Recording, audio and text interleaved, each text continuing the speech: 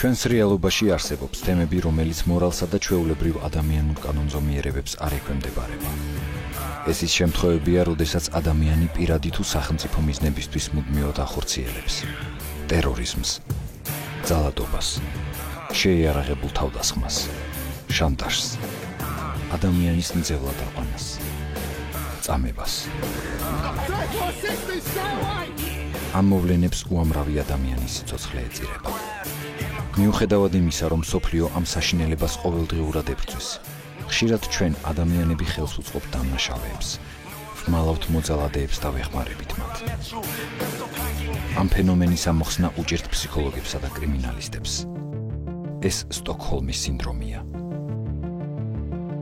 სტოკჰოლმის სინდრომი არის პარადოქსული რეაქცია, რომელიც აღმოცენდება მსხვერპლში აგრესორის მიმართ. ეს არის პოზიტიური რეაქცია აგრესორის მიმართ, როდესაც მსხვერპლს უჩნდება გარკვეული სიმპათიის განცდა, გარკვეული მიმზიდველობა აგრესორის მიმართ, მოძალადის მიმართ. 1973 წელს სტოკჰოლმში ერთ-ერთ ბანკში ორი შეიარაღებული პირი შეიჭრა და მძევლები აიყვანა. მათ ბანკის დაჯავშნულ საცავში მომდევნო 6 დღე ერთად გაატარეს. დამნაშავეები სამართალდამცავებს ტელეფონით უკავშირდებოდნენ და მძევლების გათავისუფლების სანაცვლოდ 3 მილიონ კრონს, 2 პისტოლეტსა და მანქანას მოითხოვდნენ. 2 დღის განმავლობაში ტყვეები, 3 ქალბატონი და 1 მამაკაცი თოკებით ყავდათ გადაბმული. არაჭმევდნენ, მოკლითაც ემუქრებოდნენ.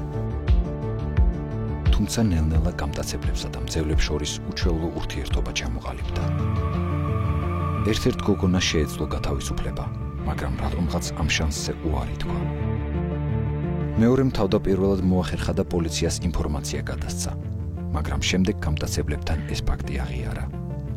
მეოთხე დღეს მძარცველებმა და მძევლებმა ერთად გაქცევა მოითხოვეს.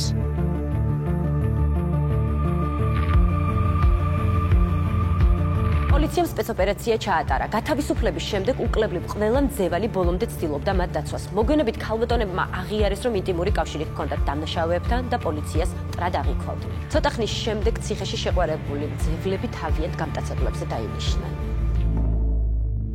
სოციალური ფსიქოლოგები დაფიქრდნენ ამაზე, ალბათ ერთ დასკვნამდე მივიდნენ, რომ ეს არის თავდაცვის მექანიზმის ამოქმედება ადამიანში, როდესაც ადამიანი გამოვა მდგომარეობაში ვარდება, მისთვის არის საფრთხის შემცველი სიტუაცია და როდესაც მსხვერპლი ფიქრობს, რომ გამოსავალი რაციონალური გამოსავალი ამ სიტუაციიდან არ არის, აქ ერთვება არაცნობიერი თავდაცვის მექანიზმი. რაღაცნაირად აღმოჩნდა სიტუაცია, რომ მოძალადი არც თუ ისე ცუდია, ხომ არის დაუშვათ რაღაცა არის ისეთი, რომელიც მაშინმე შეიძლება მომეწონოს. აქ განწყობა მეცვლება და შეიძლება ეს გადაიქცეს იმ პრინცად, რომელსაც ველოდებოდი მთელი ცხოვრება. მოვლენა, რომელსაც სტოკჰოლმის სინდრომი ეწოდა, მსოფლიოს არაერთ ქვეყანაში სხვადასხვა ვითარებაში განმეორდა. სტოკჰოლმის სინდრომი გამოვლინდა პატი ჰიორსტის შემთხვევაშიც, რომელიც ცნობილი მედია მაგნატის ქალიშვილი იყო. 1974 წელს მემარცხენე რადიკალური დაჯგუფების წევრებმა პატი მძევლად აიყვანეს და მის გასათავისუფლებლად 6 მილიონი დოლარი მოითხოვეს. გოგონა 57 დღის განმავლობაში ტყვეობაში იმყოფებოდა. ამ პერიოდში მას ერთ-ერთი გამტაცებელი შეუყვარდა და ის დამნაშავეების თანამზრახველად იქცა. შემდეგ პატი ჰიორსტს 7 წლიანი პატიმრობა მიუსაჯეს. სტოკჰოლმის სინდრომს განაპირობებს კიდევ ერთი მომენტი, როდესაც მოძალადე თავის თავზე მსხვერპლს უყვება, რომ ოდესღაც მასზეც ძალადობდნენ და შეურაცხყოფას აყენებდნენ.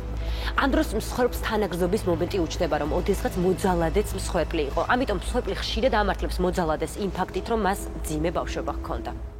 ეს სინდრომი ასევე ძალიან ხშირია ოჯახურ გარემოში, როდესაც ცოლ-ქმარს შორის ხშირად ხდება ძალადობის ფაქტები. დამცირების ან შეურაცხყოფის შემდეგ მცირე საჩუქარიც კი საკმარისია იმისთვის, რომ მსხვერპლმა მოძალადეს აპატიოს და შემდეგ უხეშ მოპყრობამდე თავი დაერწმუნოს, რომ მსგავსი ინციდენტი არასდროს განმეორდება. ამ მოვლენას პირად ურთიერთობაში წარმოქმნილ სტოკჰოლმის სინდრომს უწოდებენ. ეს სინდრომი შესაძლებელია ამასთან აი ესეთ სიტუაციაში უფრო ახლოს იყოს, იმიტომ რომ წეღანაც გითხარით ძალიან ყველაფერს ერთად თავდაცვის ინსტინქტი აერთიანებს, მაგრამ აქ ალბათ კიდევ ერთვება მიჯაჭვულობის ეგრეთ წოდებული თეორია. როდესაც ადამიანი შეგუებულია იმ პირობებს, რომელშიც არის და ახალი მისთვის იმდენად უცხოა, იმდენად მზად არ არის, რომ ახალი ცხოვრება დაიწყოს, რომ ურჩევნია ის, რაც აქვს. ფედერალური საგამოძიებო ბიუროს მიერ გამოქვეყნებული კვლევის თანახმად, მსხვერპლთა 27% სტოკჰოლმის სინდრომის მახასიათებლებს ავლენს, რაც ხელს უშლის უამრავი საქმის გახსნას. ოჯახურ გარემოში აღმოცენებული სტოკჰოლმის სინდრომი კი თანამედროვე სამყაროს სცენია.